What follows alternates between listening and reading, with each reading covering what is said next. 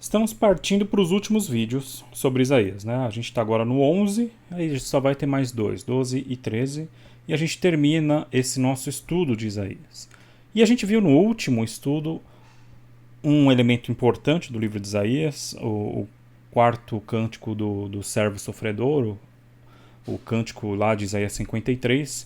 E como a gente tinha comentado, esse cântico está emoldurado dentro da ideia de salvação do povo de Israel. E essa ideia, ela não está só antes do livro, como a gente viu lá no capítulo 52, lá nos primeiros versos, né?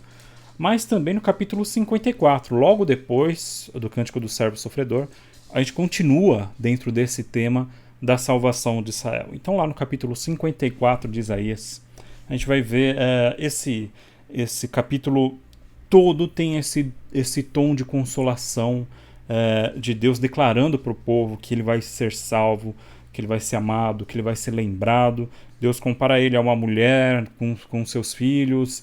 Deus fala que esse povo não vai mais passar, igual como no dilúvio, Deus tinha dito que não ia mais destruir a terra através de um dilúvio. Agora ele diz para o povo, vocês não vão mais sofrer o exílio, né, esse tipo de perseguição.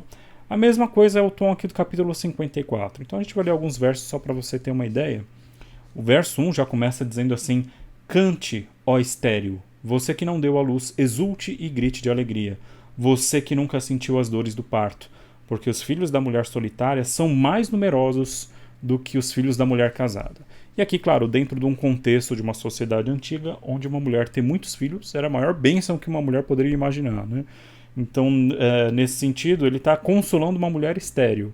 Então, você, Israel, que acha que é uma mulher estéril, não se preocupe, você vai ter muito mais filhos do que uma mulher casada, né? Ele também vai falar sobre essa salvação, sobre essa misericórdia de Deus para com Israel. Lá no verso 7, né, ele diz o seguinte: por um breve momento abandonei você, mas com grande misericórdia tornarei a acolhê-la. Então, esse breve momento aqui de abandono pode ser entendido como a ideia do exílio, né? O povo vai para o exílio, fica um tempo no exílio, mas Deus vai até o povo e salva ele do exílio, né? E, claro, como a gente já falou, esses textos de Isaías têm camadas, né? Pode ser entendido até hoje, você pode ter uma compreensão pessoal do texto, né? Você pode sentir que Deus te abandonou por algum momento, mas Deus fala que pode ter essa sensação, mas de que a misericórdia dele é imensa e ele vai te acolher de volta, né?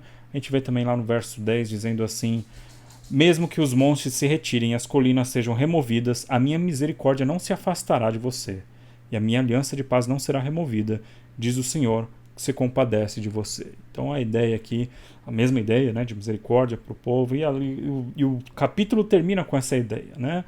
Lá no verso 17, nenhuma arma forjada contra você prosperará, e você condenará toda língua que quiser acusá-la em juízo. Essa é a herança dos servos do Senhor e a sua justiça que procede de mim, diz o Senhor. Então, como a gente disse, né, a gente tem no capítulo 52 Deus anunciando a salvação do povo. Agora a gente tem no capítulo 53 o servo sofredor, que também é uma salvação para o povo. E no capítulo 54 a gente volta a Deus consolar o povo, a declarar o amor ao povo e a misericórdia dele por esse povo, né? Bom, no capítulo seguinte, né, o capítulo 55, é interessante que ele começa com um símbolo que a gente já viu aqui antes. Ele vai dizer o seguinte, lá a partir do verso 1. Todos vocês que têm sede, venham às águas. E vocês que não têm dinheiro, venham, comprem e comam. Sim, venham e comprem, sem dinheiro e sem preço, vinho e leite. Por que vocês gastam o dinheiro naquilo que não é pão e o seu suor naquilo que não satisfaz? Ouçam com atenção o que eu digo, comam o que é bom e vocês vão saborear comidas deliciosas. Deem ouvidos e venham a mim. Escutem, vocês viverão. Porque farei uma aliança eterna com vocês, que consiste nas fiéis misericórdias prometidas a Davi. Eis que eu fiz dele uma testemunha aos povos, um príncipe e um governador dos povos. Então, duas coisas bem interessantes aqui. Primeira, vocês que têm sede, venham às águas, né? Podem comprar, mesmo sem dinheiro, vocês podem comprar. Deus está dando de graça essas águas. Lembra que a gente já comentou aqui da ideia de você ir às águas, às fontes das águas, né?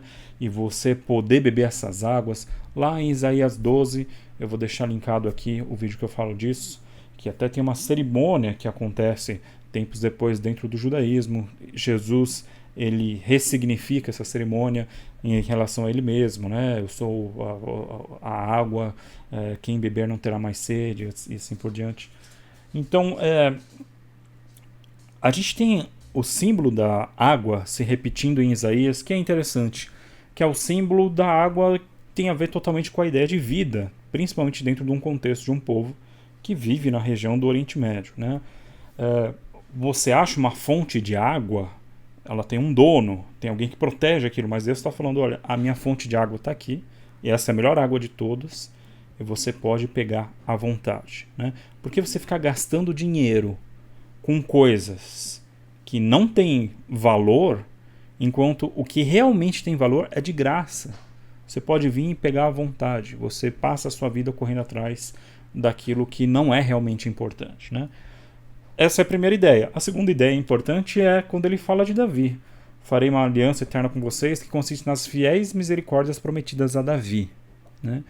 E continuando falando de Davi, ele vai dizer: eis que eu fiz dele uma testemunha aos povos, um príncipe e governador dos povos.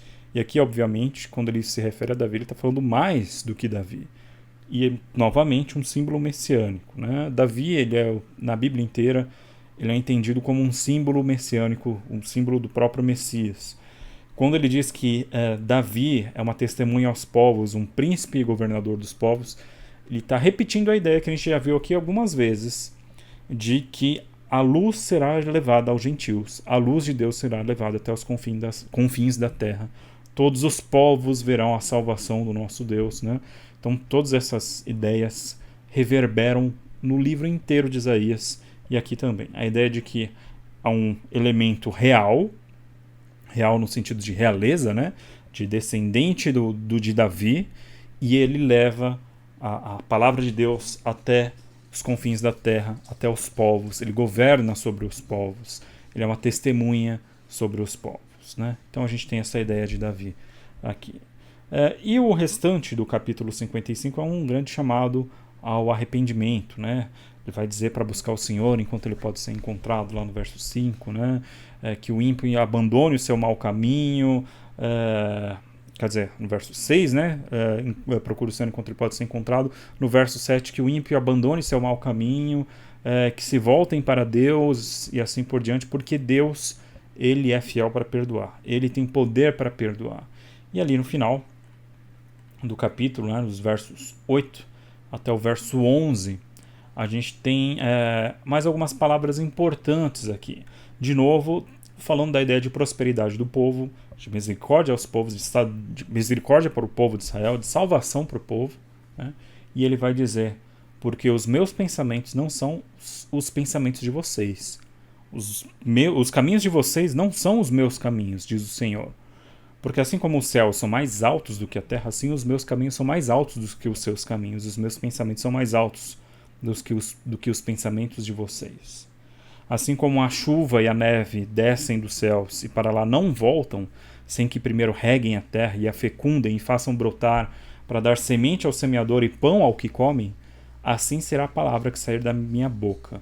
Não voltará para mim vazia, mas fará o que me apraz e prosperará naquilo para que a designei. Então o que Deus está dizendo aqui é que ele tem planos para Israel que o próprio Israel não consegue imaginar. Os pensamentos de Deus são muito mais altos do que os pensamentos do povo. E que a palavra de Deus é como a chuva, como a gente leu aqui, né? A chuva cai, ela rega a terra, ela traz vida à terra. Mais uma vez aqui, de novo, a ideia de água, né? Como trazendo vida. E essa água ela não volta para os céus sem antes trazer toda essa bênção, essa vida para a terra. Assim também a palavra de Deus, ela não volta vazia para Deus. Ela desce para os homens, ela faz prosperar da vida e depois ela volta para Deus. Então a ideia aqui é que o povo vai ser abençoado.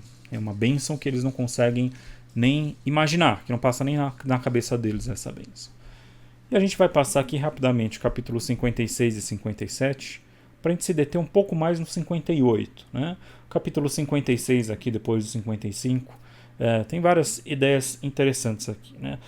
Primeiro que o 56, ele se detém mais nos povos do que em Israel. Né? O capítulo 56 tem uma ideia interessante, e é um capítulo que é citado por Jesus aqui, um dos versos, né? O verso 7. Então, o que ele está falando? Né? Ele se dirige ao estrangeiro e ao eunuco. Né? Quando ele fala estrangeiro aqui, é importante fazer essa diferenciação. Ele não está nem se referindo àquele estrangeiro que vivia em Israel, o residente, né? Que é chamado o Gar, o que mora em Israel. Ou seja, aquele que ele vive como o povo de Israel, mas ele tem uma ascendência que não é do povo. Não, ele está falando de um estrangeiro que mora em outro lugar, de outra terra. Né? Ele usa uma outra expressão, o Ben Hanekar, o filho de estrangeiros, né? O filho do estranho, de outro lugar, de outra região. E ele fala do eunuco também. Né? O eunuco é uma figura interessante que tem um papel dentro das políticas do Antigo Oriente Médio. Eles desempenhavam papéis dentro do próximo ao rei ali, né?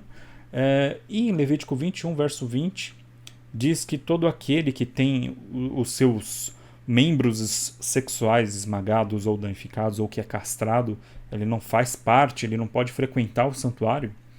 E aqui está dizendo, você, eunuco, e você, estrangeiro, Ben Hanekar, você que vem de outro lugar do mundo, que acha que não tem nada a ver com esse povo e acha que não vai ser abençoado por Deus, se você abraçar a minha aliança, você vai ser abençoado, você vai ganhar um nome melhor até do que os filhos.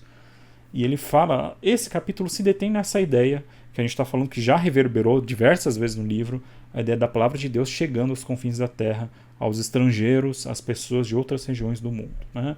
E ele diz, né, se você guarda o meu Shabat, o meu sábado, assim você abraça a minha aliança, tanto o estrangeiro como o eunuco, né, qualquer um que faz parte de qualquer outro povo, e você vai ganhar um nome eterno.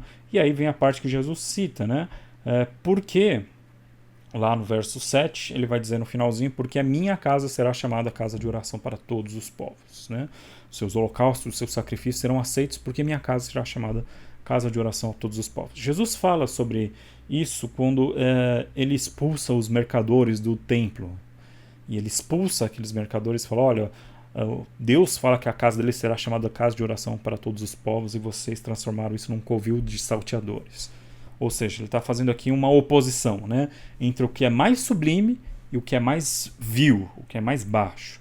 Então, um covil de salteadores é o oposto dessa ideia que aparece aqui em Isaías. Uma casa de oração, não para Israel, mas para todos os povos, para o mundo inteiro, para a terra inteira.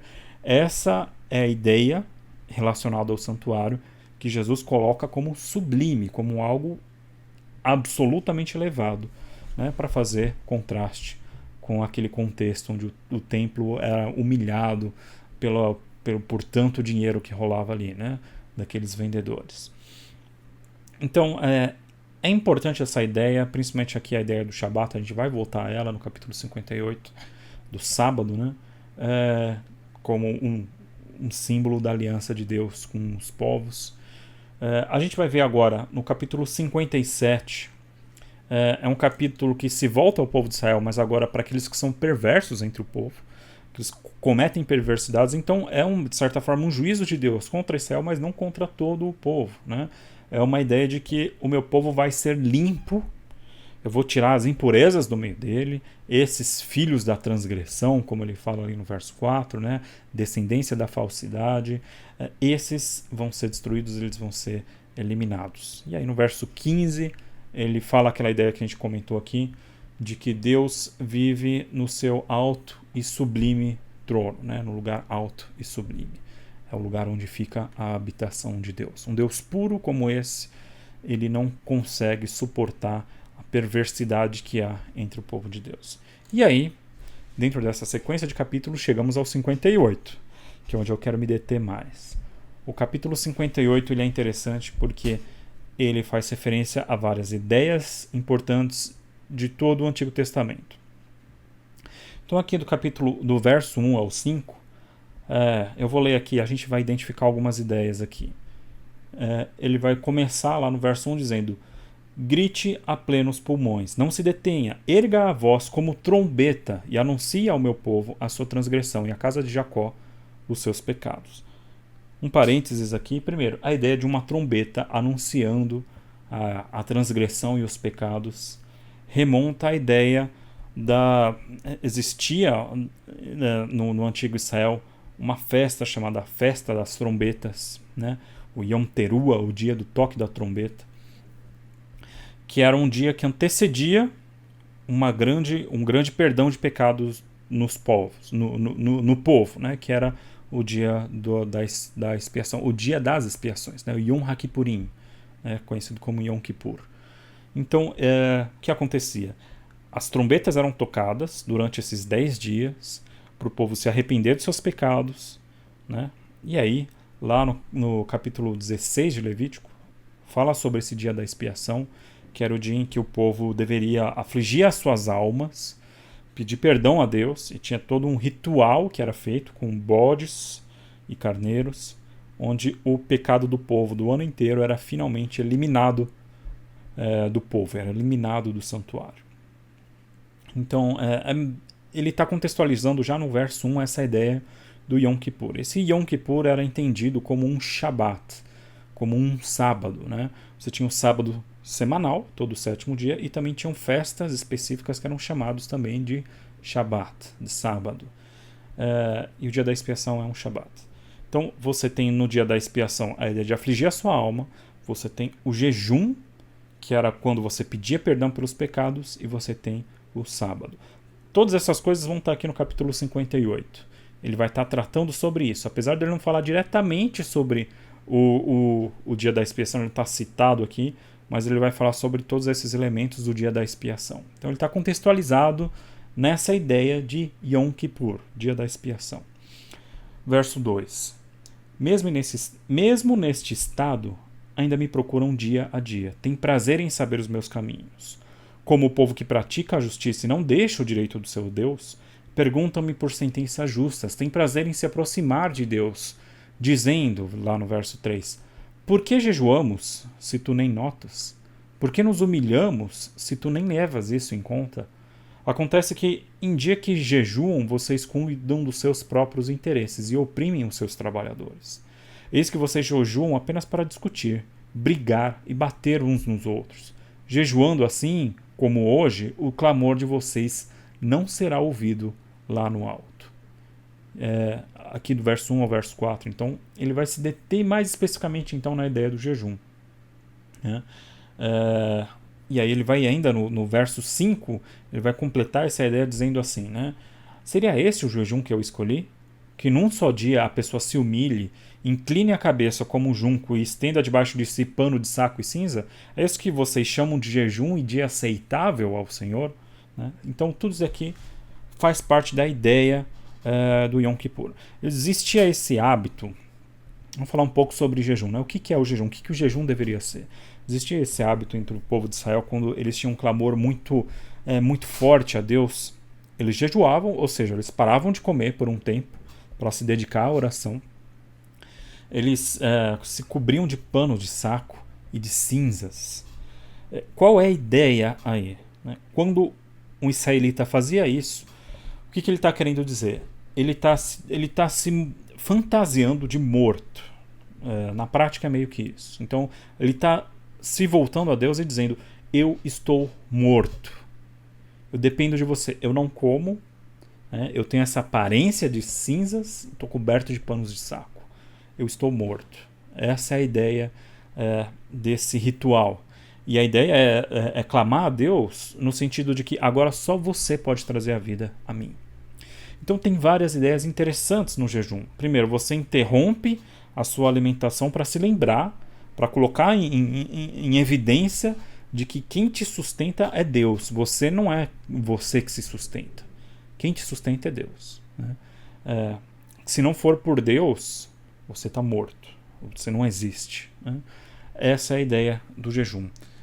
E Deus está aqui criticando o jejum que o povo faz. Porque você pega só num dia e você jejua, né, e você se humilha, e você inclina a sua cabeça, e você se coloca como se estivesse morto, enquanto isso você continua discutindo e brigando e maltratando os outros e humilhando os outros, né? Oprimindo os trabalhadores, os seus trabalhadores, as pessoas que trabalham para você. Esse tema de você ser justo nos seus negócios e de você ser misericordioso com quem tem uma posição mais delicada que a sua. Então, alguém que trabalha para você, ele depende do que você paga para ele. Esse é um tema recorrente no livro de Isaías, né? Assim como a gente está vendo aqui no verso 3 de Isaías 58. A sua relação com o seu próximo, principalmente o seu próximo que está numa situação de inferioridade, de vulnerabilidade em relação a você, define a sua relação com Deus. Esse é um tema dos profetas e que é retomado com uma ênfase absoluta por Jesus, né? Jesus tem parábolas que falam disso, né? Aquele que não perdoa a dívida daquele que deve para ele, depois vem o Senhor que tinha perdoado a dívida dele e fala, não, você agora a sua dívida retoma e você vai ser jogado na cadeia até você pagar por ela. A maneira como você se relaciona com os que te devem é a maneira como Deus se relaciona com você, porque você deve a ele, né? Está inclusive no Pai Nosso, né? Perdoa as nossas dívidas assim como nós perdoamos os nossos devedores. Então, essa ideia do jejum. O jejum tem um olhar não só para Deus, mas ao próximo também. Você para de comer por um tempo e se coloca na posição daqueles que não comem. Você lembra que tem pessoas que não comem. Então você lembra que eles sobrevivem pela misericórdia de Deus. E você se coloca, então, diante dessa misericórdia. Que Deus me ajude, porque eu sou um mendigo, eu sou um morto e eu preciso da ajuda dele. Então, Deus critica esse tipo de culto, né? esse tipo de adoração a ele, até mesmo num dia tão importante como era o Yom Kippur, o dia do perdão dos pecados. E aí ele fala qual seria o ideal. E isso que é importante nos versos 6 e 7. Se isso não é o que Deus quer, o que é que Deus quer? Então ele repete a pergunta, seria esse o jejum que eu escolhi? E ele vai dizer lá no verso 6 do capítulo 58. Será que não é este o jejum que eu escolhi? Que vocês quebrem as correntes da injustiça, desfaçam as ataduras da servidão, deixem livres os oprimidos e acabem com todo tipo de servidão? Não é isso o que eu realmente quero?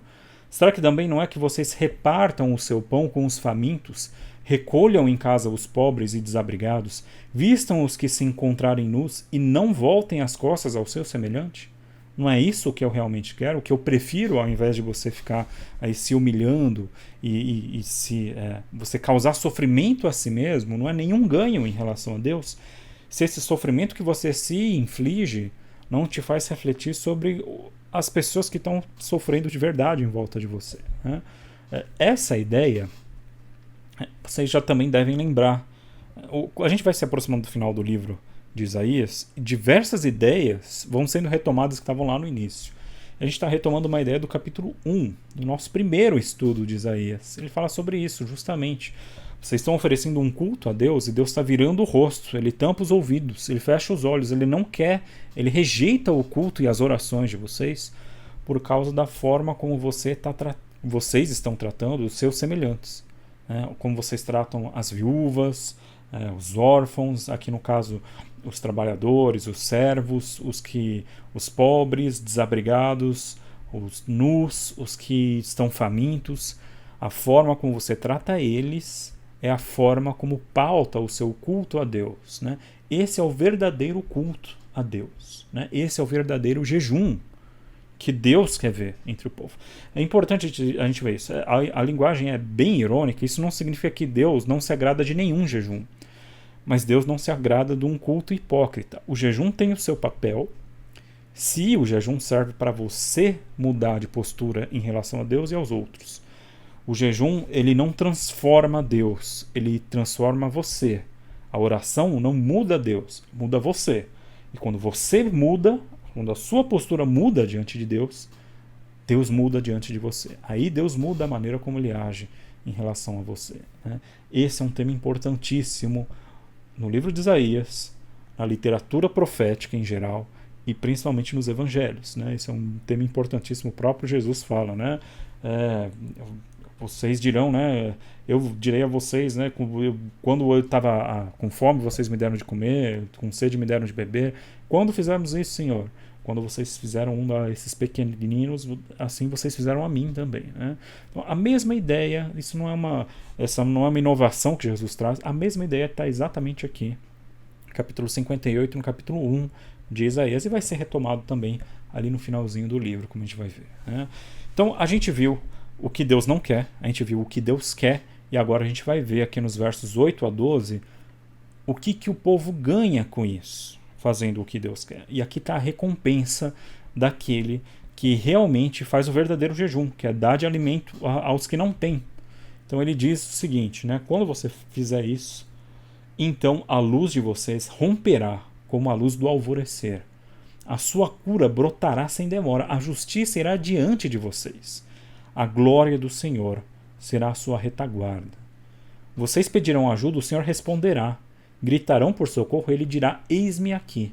Se tirarem do meio de vocês todo tipo de servidão, o dedo que ameaça, a linguagem ofensiva, se abrirem seu coração aos famintos e socorrerem os aflitos, então a luz de vocês nascerá nas trevas, e a escuridão que vocês se encontram será como a luz do meio-dia. O Senhor os guiará continuamente, lhes dará de comer até em lugares áridos, fortalecerá os seus ossos. Vocês serão como um jardim regado e como um manancial cujas águas nunca secam. Olha a ideia de águas de novo, né? Deus fala para o povo, eu vou ser uma fonte de água para vocês. E Deus fala, vocês querem ser uma fonte de água? Sejam para os outros salvação, assim como eu estou sendo salvação para vocês. Salvação física, pão, libertar da servidão, né? Dar água para aqueles que têm sede. E aí ele vai terminar essa ideia aqui no verso 12 com uma ideia que é espetacular. Ele vai dizer o seguinte: vocês reconstruirão as antigas ruínas. Vocês levantarão os fundamentos de muitas gerações e serão chamados de reparadores de brechas, restauradores de veredas, para que o país se torne habitável.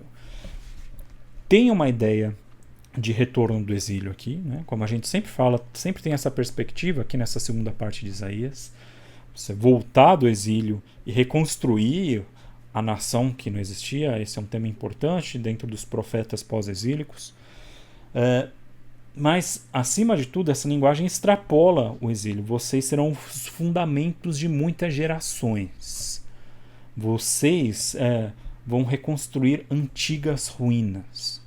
Coisas muito antigas que tinham sido esquecidas e que se deterioraram vão ser restauradas por vocês. Quando vocês fizerem isso, cuidar daquele que precisa ser cuidado, né? Vocês agirem para aquele que precisa de salvação, assim como eu ajo em relação a vocês, né? Deus falando. Então essa é a ideia principal. E ele vai terminar ali nos versos 13 e 14, voltando à ideia de sábado, né? Do Shabat.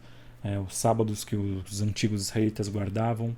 Então, depois dessa restauração de antigas ruínas, né, os fundamentos de muitas gerações, ele vai terminar o capítulo 58 dizendo assim: se vocês vigiarem os seus pés para não profanarem o sábado, se deixarem de cuidar dos seus próprios interesses no meu santo dia, se chamarem ao sábado de meu prazer, santo dia do Senhor, digno de honra, se guardarem o sábado, não seguindo os seus próprios caminhos, não pretendendo fazer a sua própria vontade, nem falando palavras vãs, mesma ideia aqui, mesma estrutura, né?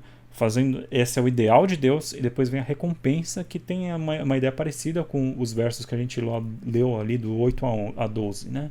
Ele vai dizer: então vocês terão no Senhor a sua fonte de alegria, eu os farei cavalgar sobre os altos da terra, sustentarei vocês com a herança de Jacó, seu pai, porque a boca do Senhor o diz. E aí ele termina com a fórmula do oráculo divino, né? Por quê? Quem está garantindo isso? Aí ele tem a assinatura daquele que está garantindo, a autoridade que está dizendo isso, né? Porque a boca do Senhor o diz. Então, duas ideias importantes aqui, o jejum e o sábado, e as duas ideias estão relacionadas aqui. A ideia tanto do jejum quanto do sábado é você tirar um pouco o olho do seu próprio umbigo. É você olhar um pouco para fora. O jejum é o dia em que você lembra que você depende de Deus. Então você para de comer para lembrar que a comida, quem dá é Deus. Quando um grão cai na terra, você não tem o poder de fazer esse grão germinar. Ele só germinou porque Deus permitiu. Então se você está comendo hoje, é porque Deus fez um milagre e te deu esse alimento, né? O jejum nos faz lembrar que nós somos mortos sem aquele que é a fonte da vida. Essa é a ideia do jejum. Depois, a ideia do sábado tem algo parecido também, que é a ideia de que você não cuida das suas próprias coisas, dos seus próprios interesses. Você não segue os seus próprios caminhos e você não fala nem as suas próprias palavras nesse dia. Você vive um tempo que não é seu. Esse tempo pertence a Deus. Você está vivendo dentro de um tempo que não te pertence. Então você para de se preocupar consigo mesmo durante esse tempo sagrado, né? E aí ficam essas ideias para nós, né? Será que você já jejuou alguma vez? Você já parou de comer para lembrar da importância do alimento como um símbolo de que Deus te sustenta, como um símbolo de que há outros que precisam desse alimento e que você pode ser a salvação para essas pessoas? Essa é a primeira ideia. E a segunda ideia, a ideia do sábado. Você tem algum tempo reservado para Deus que você considera que esse tempo não te pertence? Esse tempo não é seu. Dentro desse tempo, você está vivendo horas que não te pertencem. Dentro desse tempo, você entra dentro de um tempo que é sagrado. As horas desse tempo são sagrados. Os momentos vividos dentro desse tempo são diferentes dos momentos comuns, né? Os momentos vividos dentro desse tempo são momentos sagrados, são momentos de Deus. E eles são deleitosos, né? Eles são prazerosos. É interessante essas duas ideias para a gente sempre lembrar desse elemento importante no livro de Isaías. O seu relacionamento em relação a Deus está pautado no seu relacionamento com o próximo. E o seu relacionamento em relação a Deus, é um relacionamento que é um símbolo, é uma lembrança constante de o que você tem, quem você é, como você chegou até aqui, não dependeu de você. É Deus que te susteve, que te manteve e te fez chegar até esse tempo. Você deve a Ele tudo. Portanto, dê também ao próximo, àqueles que precisam, tudo o que for possível, tudo o que eles precisarem. Seja uma salvação para os outros, assim como Deus foi uma salvação para Israel. E Deus é salvação para nós hoje também.